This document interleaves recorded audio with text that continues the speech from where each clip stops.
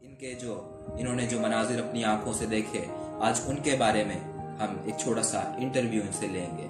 सो बराहे करम वीडियो को मुकम्मल देखिएगा। शुरू करते हैं। आज 6 सितंबर है नानी जान, ये जंग तो आपने देखी है, क्या कहेंगी इसके बारे में? जी बेटा बिल्कुल ठीक कह रहे हैं कि ये उस वक्त मेरी तारीख पैदाइश 1956 है और ये जंग सितंबर 1965 में शुरू हुई। तो गोया उस वक्त मेरी उम्र कोई 9 साल थी।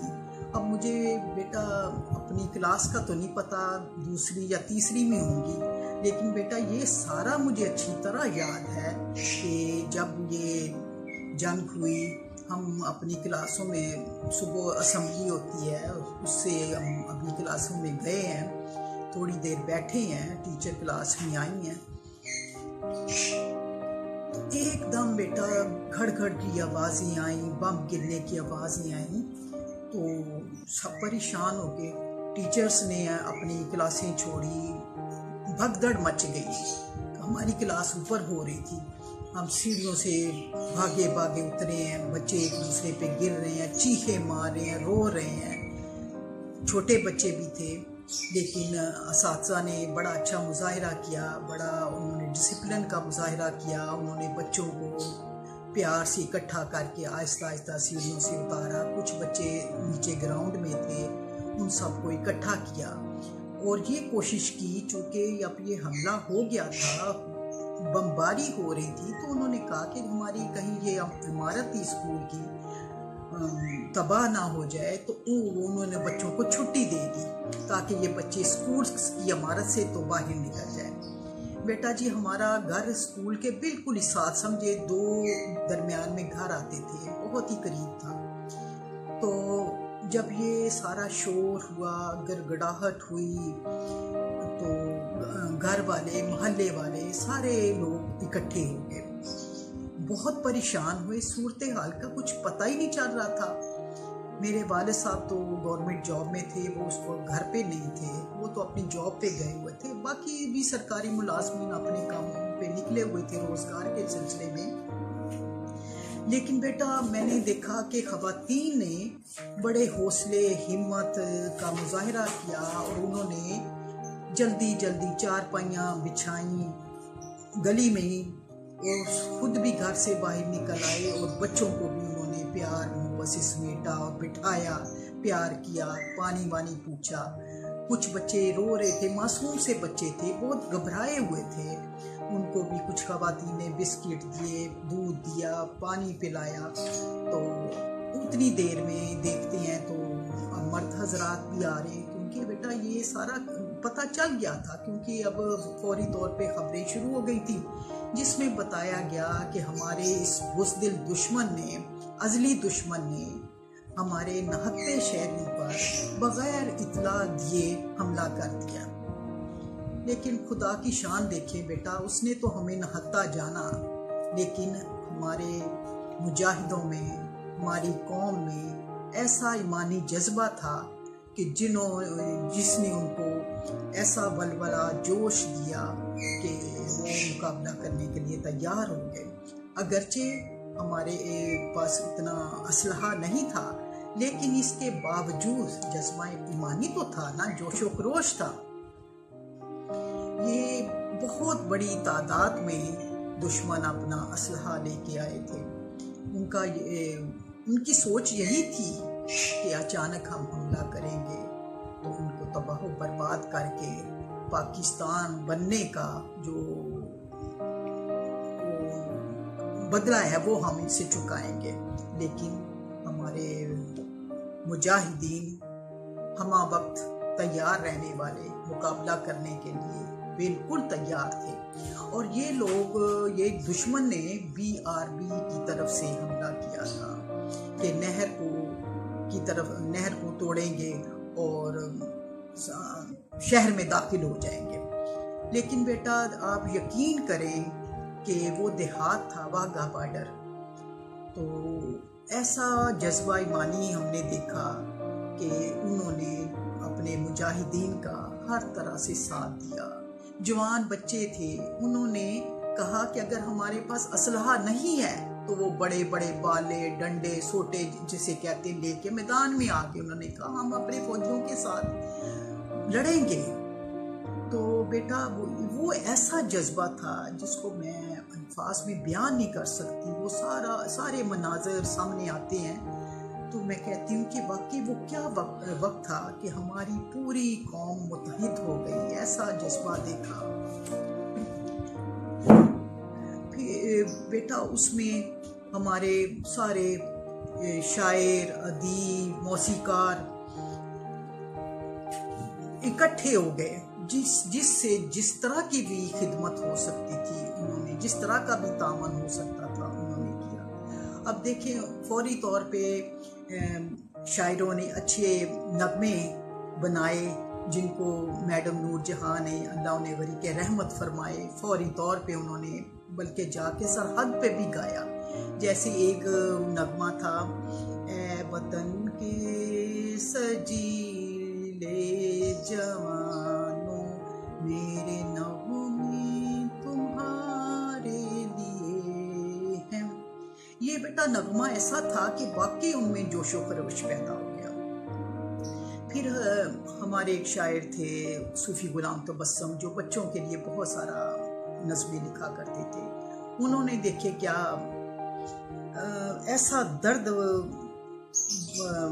गुदास में घुली हुई उनकी आवाज़ थी, अल्फाज थे कि वाकई उन्होंने माओं के दिल चीर के रख दिए।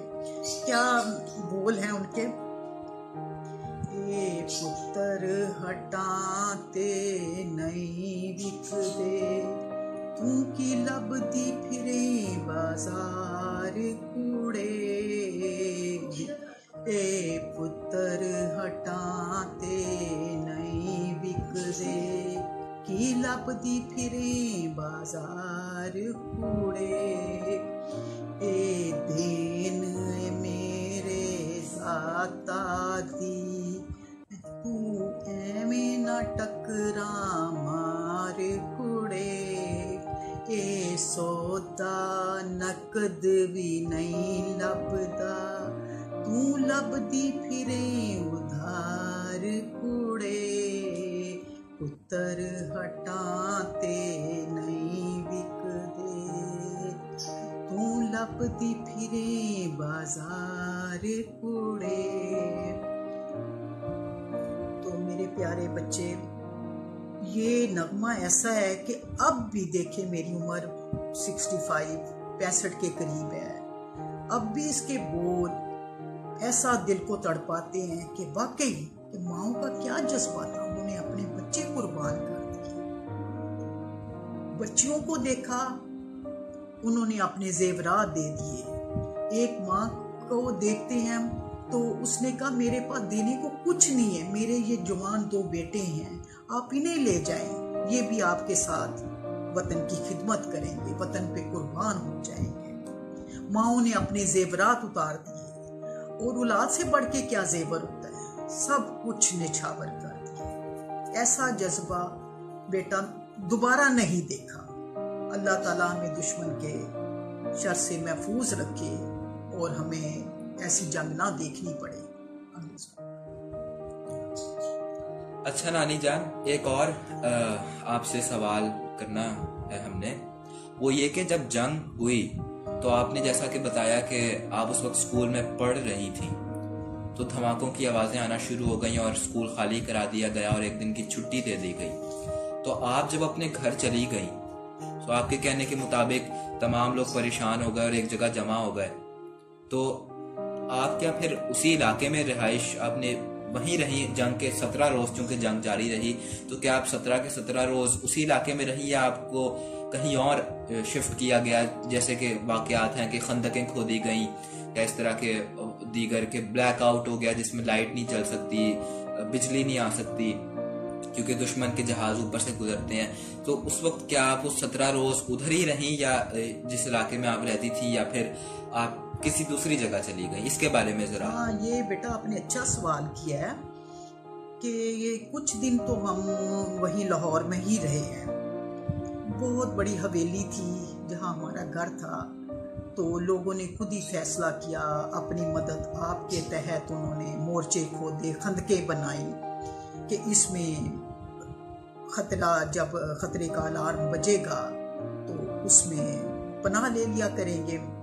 फिर बेटा कर्फ्यू भी हो जाता था, वो क्या कहते हैं, ब्लैक आउट भी हो जाता था, मासूम बच्चे रोते थे, लाइटें बुझ जाती थी, बहुत परेशानी होती थी। उन दिनों में बेटा मेरे मामू अल्लाह उन्हें गरी के रहमत फरमाए लाइलपुर में रहते थे, जिसे आज हम कहते हैं फैसलाबाद।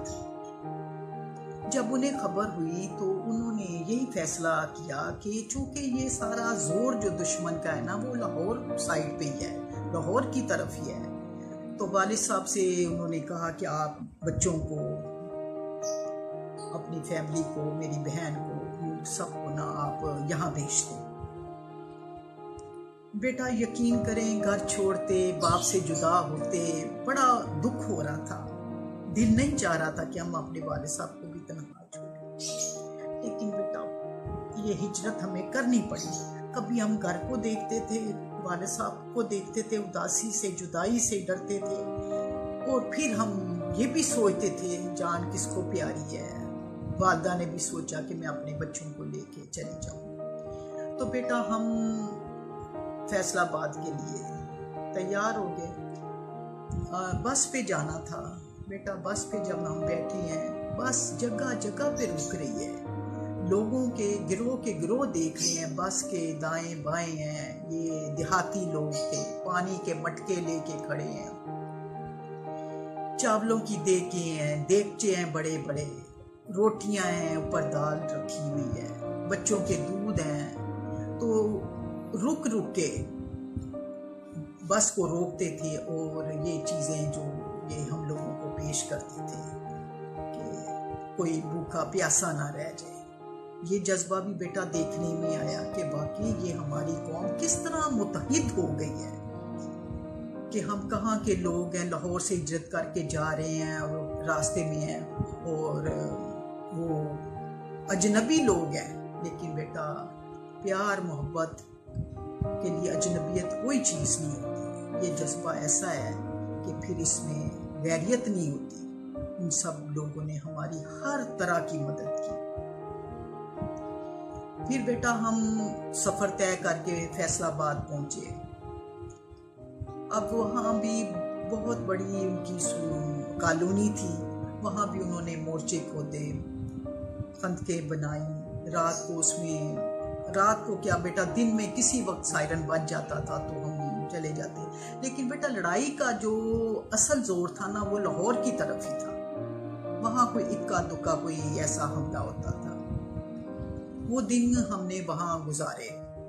ये 17 रोज के बाद जब ये सीज फायर हुआ है, यानी जंग बंदी हुई है, तो हम फिर वापस आ गए। वापस आए हैं तो बेटा हमारे फिर स्कूल खुल गए और जगह जगह फौजी कैंप कायम थे। अब स्कूल वालों ने कहा कि हमने अपने फौजी भाइयों की मदद करनी है। किस तरह की करनी है, वो जज्बा देखें कि हमारी माओं ने, घर वालों ने कहा कि उनको क्या, किन चीज़ों की ज़रूरत है। हम आज जंग में बैठे हैं, वो भूखे होंगे, क्या करेंगे।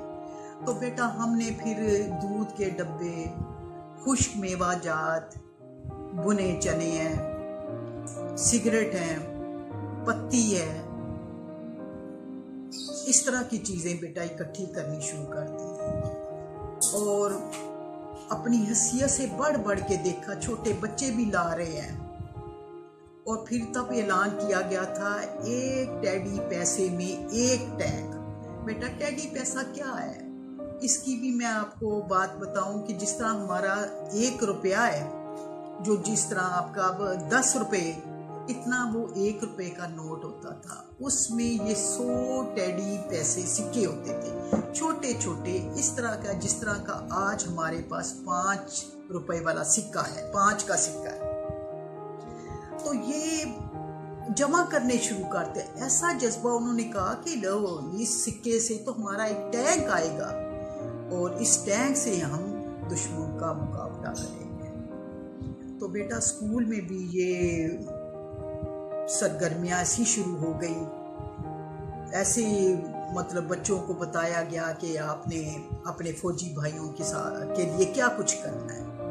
तो वो जज्बा भी मैं देखती थी कि लोग धड़ाधड़ पैकेट बना रहे हैं और अपने फौजी भाइयों को पहुंचाने की कोशिश कर रहे हैं। फिर हम जब गली मोहल्ले से गुजरते थे, सड़क पे गली में कहीं कोई फौजी भाई हमें नज़र आते थे तो वालिद साहब ने कहना कि ये सलाम करें, सल्यूट करें, और हम फिर उनसे हाथ मिलाते थे। बस बेटा मैं वो सोचती हूँ क्या दिन थे कि हमारी कौम किस तरह मुत्तहिद होके दुश्मन का मुकाबला कर रही थी। अच्छा नानो, अब आखिरी सवाल जो मैंने आपसे करना है वो ये है कि जब आपको मालूम हुआ, पता चला, खबर पहुंची कि भारत को इस जंग में शिकस्त नसीब हुई है और पाकिस्तान फतह याब हुआ है, तो उस वक्त आपकी कैफियत क्या थी? हाँ बेटा, आप बहुत अच्छी बात कर रहे हैं कि ये कैसी कैफियत होगी खुशी की। अब देखिए मैं आपको ये बताती कि लाहौर के बाद उन्होंने ये हमला जो है ना कसूर पे कर दिया।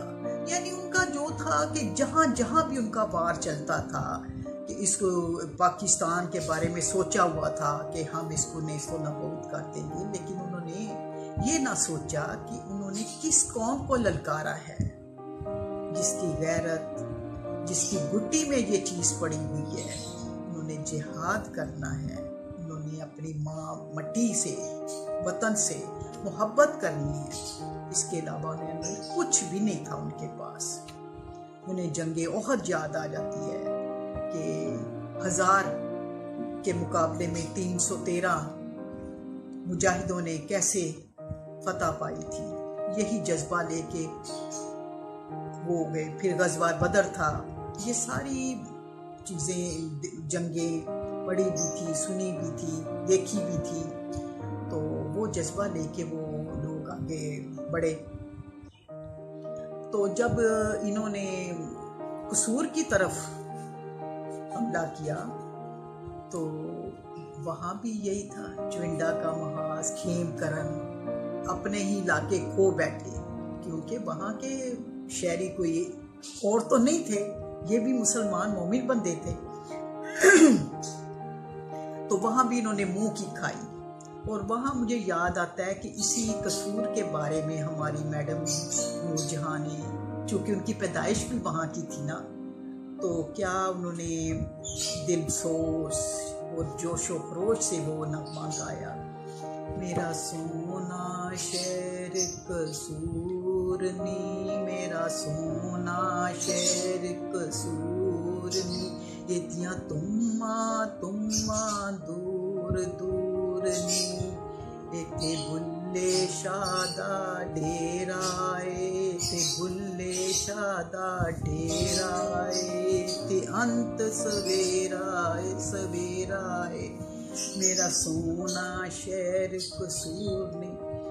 तो प्यारे बच्चे, ये नगमात जो थे ना, मिली नगमे, ये भी ऐसा जोशो खरोश पैदा करते थे कि नहाते हो के भी हमारे अंदर ऐसा जज्बा पैदा हो जाता था कि जी चाहता था कि दुश्मन को ऐसा वार करे कि कभी वो पाकिस्तान की तरफ मैली आंख से भी ना देखे। तो बस बेटा, इसी तरह के जज्बे लेकर हमने ये जंग जीती थी, वरना हमारा मुकाबला दुश्मन हमसे 5 गुना ज्यादा था। लेकिन अल्लाह की मदद, हमारे जज्बे काम आए, हमारी यकजहती, हमारे बड़ों का, बुजुर्गों का, बच्चों का इत्तेहाद, ये सारी चीज़ें जो थी ये दुश्मन को शिकस्त देने में कारगर साबित। चलिए, बहुत शुक्रिया नानो, आपने हमें अपनी यादों से आगाह किया और हमने भी बड़ी दिलचस्पी से सुना। और उम्मीद है जो लोग ये वीडियो देखेंगे वो भी आपके हालात ज़िंदगी तो नहीं कहना चाहिए, लेकिन जो जंग में आपके हालात थे वो सुन के खुश होंगे और जानेंगे कि क्या कैफियत तारी थी जंग के दिनों में आप पे। सो बहुत शुक्रिया आपका, आपने हमारे लिए वक्त निकाला। अल्लाह आपको सेहत दे, खुश रखे। अल्लाह हाफिज़।